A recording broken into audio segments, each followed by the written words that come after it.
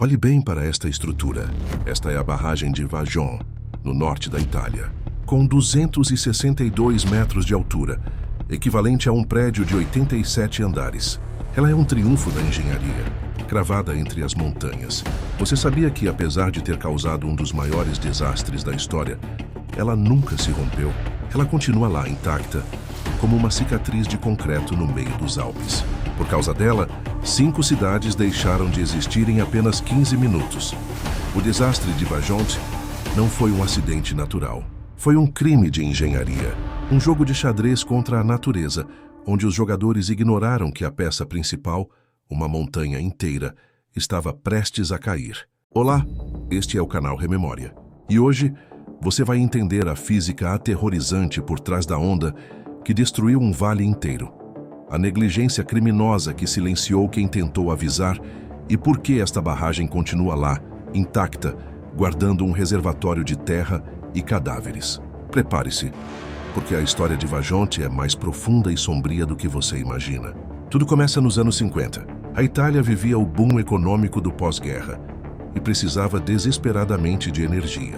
A empresa SADE, Società Adriatica di Elettricità, decidiu construir a barragem de arco mais alta do mundo no desfiladeiro do rio Vajont. O lugar era perfeito, um vale estreito onde pouco concreto seguraria muita água. Mas havia um detalhe que os geólogos da empresa escolheram subestimar. O vale era cercado pelo Monte Toc. E aqui está a primeira lição. Na geologia, o nome importa. Toc, no dialeto local, significa podre, ou aquilo que cai. A montanha era uma pilha de calcário sobre camadas de argila fina. Imagine um sanduíche inclinado. Se você molhar o recheio, o pão de cima escorrega. O Monte Toc era exatamente assim. Antes mesmo de sua construção, geólogos independentes alertavam sobre o risco iminente de grandes deslizamentos de terra. Por conta disso, os relatórios sugeriam estudos adicionais antes de prosseguir. Recomendavam análises de estabilidade em condições de saturação máxima da argila. Propunham monitoramento constante. A resposta da SADE foi simples: contratar seus próprios especialistas. Assim, eles teriam as respostas que queriam ouvir. Os geólogos da SADE elaboraram novos relatórios afirmando que a região era sim instável, porém segura.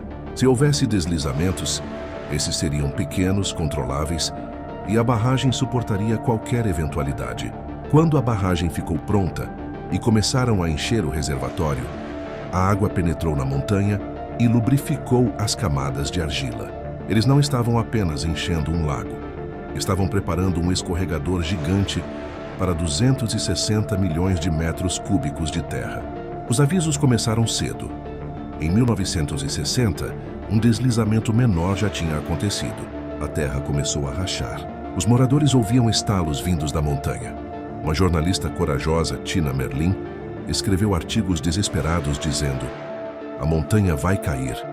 A resposta da empresa foi processá-la por espalhar pânico e notícias falsas.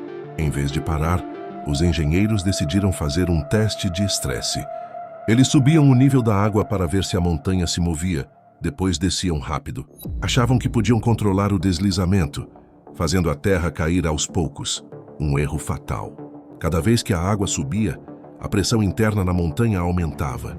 A terra não estava mais apenas escorregando. Ela estava flutuando sobre a água sob pressão. No início de outubro de 1963, a montanha estava se movendo quase 1 metro por dia. Enormes fissuras já eram visíveis. O gatilho estava puxado. 9 de outubro de 1963, 10h39 da noite. A maior parte das pessoas em Longarone, a cidade logo abaixo da barragem, estava em bares assistindo a um jogo de futebol. Lá em cima, a montanha finalmente desistiu. Em 45 segundos, uma massa de terra maior que a cidade de São Paulo caiu no lago. Não foi um deslizamento comum, foi uma queda livre a 110 km por hora. Quando essa massa atingiu a água, aconteceu o efeito pistão. A água não teve tempo de fluir. Ela foi ejetada. Uma parede de 50 milhões de metros cúbicos de água subiu 250 metros no ar. A massa de água não seguiu para um lado só. Ela se dividiu, espalhando morte em todas as direções. Primeiro, uma parte da onda subiu o vale. As vilas de Erto e Casso, que ficavam nas encostas acima do reservatório, foram atingidas por uma parede de água que subiu as montanhas. Casso viu suas casas mais baixas serem pulverizadas enquanto os sobreviventes no alto assistiam ao início do apocalipse. Mas o pior estava por vir. O grosso da massa de água, 50 milhões de metros cúbicos, canalizou-se pelo desfiladeiro em direção ao vale do rio Piave. Bem na boca desse canhão estava Longarone. A cidade não foi apenas inundada, ela foi desintegrada. A força foi tamanha que não sobraram ruínas para contar a história. Apenas uma planície de lama cinzenta, onde antes viviam milhares de pessoas. A destruição seguiu como um efeito dominó. As vilas de Pirago, Rivalta, Faé e Codissago foram varridas do mapa logo em seguida. Em Pirago, um detalhe parece saído de um filme de terror. A única coisa que restou de pé foi o campanário da igreja, cercado pelo nada. Mais abaixo, em Castellavaso, a força da água arrancou árvores centenárias e moveu rochas do tamanho de prédios como se fossem brinquedos. Em menos de 15 minutos, a geografia da Itália havia mudado para sempre. Onde havia 5 comunidades vibrantes, agora só havia o silêncio. Quando o sol nasceu, ele iluminou um vale que não existia mais. 1917 pessoas morreram. A barragem estava lá, firme. Apenas alguns centímetros do topo foram danificados. O triunfo da engenharia tornou-se o seu maior monumento à vergonha. Após 5 anos de julgamentos, 3 engenheiros e um diretor da SAD foram condenados a pagar de 3 a 6 anos de prisão. Nenhum cumpriu suas penas por completo. Todas as penas foram reduzidas por bom comportamento. Mas a lição de Vajont ficou. A tecnologia sem ética e sem respeito à natureza é uma arma. Hoje Vajont é um memorial silencioso. O reservatório nunca mais foi usado. É um deserto de terra e pedras. Isso tudo nos faz questionar.